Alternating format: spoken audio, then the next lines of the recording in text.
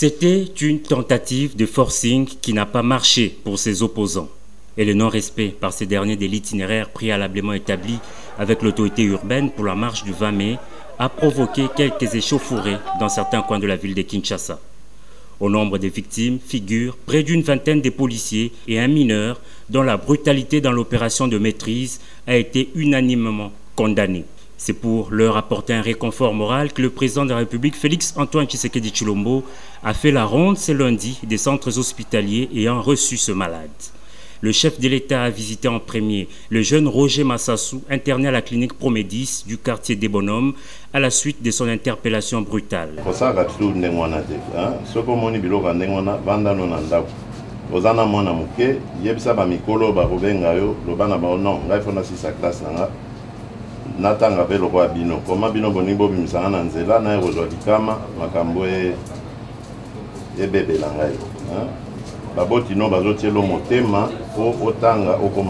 Trouvé en première ligne parmi les manifestants qui s'étaient lancés au jet de pierre contre les policiers, les jeunes mineurs avaient été exfiltrés manu militari. Ces bourreaux ont été arrêtés, tandis que le jeune homme, hors du danger, est en ce moment dans un état stable. On a trouvé quelques petites anomalies, mais qui ne mettent pas la vie de l'enfant en danger. Absolument pas. L'enfant est vous pouvez le voir, l'enfant est dans un état stable. Devant ses parents, le président de la République a longuement échangé avec cet enfant visiblement instrumentalisé. Malgré ces actes condamnables, rien ne pouvait expliquer la violence disproportionnée exercée sur lui, a dit le chef de l'État, Félix Tshisekedi. Élève en 6e primaire, Roger a juré ne plus servir de marchepied aux politiques.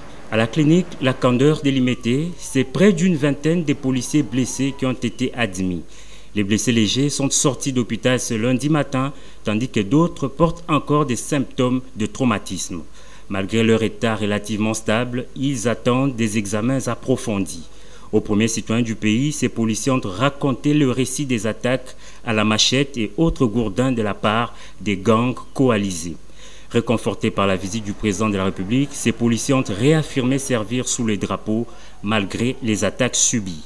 Le chef de l'État a bouclé sa tournée par l'hôpital HJ de Limete, première rue, qui a reçu au service d'urgence la journaliste Jeon Djoko de la web télévision Congo Lisanga.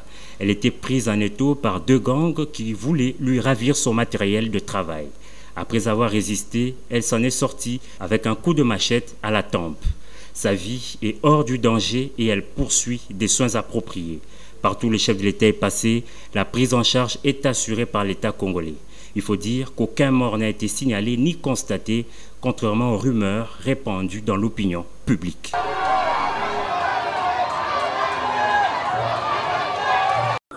Elle a des douleurs au niveau du ventre, elle a des lésions abdominales, mais elle était chez elle sans moyens, sans rien. Alors c'est vraiment un acte humanitaire de mobiliser pour venir l'assister et surtout de voir encore que le président lui-même vient pour le professionnel. Ça prouve combien c'est important. Est-ce que peut-on dire que c'est grâce à vous que le président est là? Le président est là grâce à la vision qu'il a et à la volonté aussi. Nous avons fait, c'est vrai, le travail de terrain. Nous avons rencontré le cœur d'un président humain qui protège le temps de la façon que nous mettons en place. En Lingala, madame, quelques mots. Hier, on a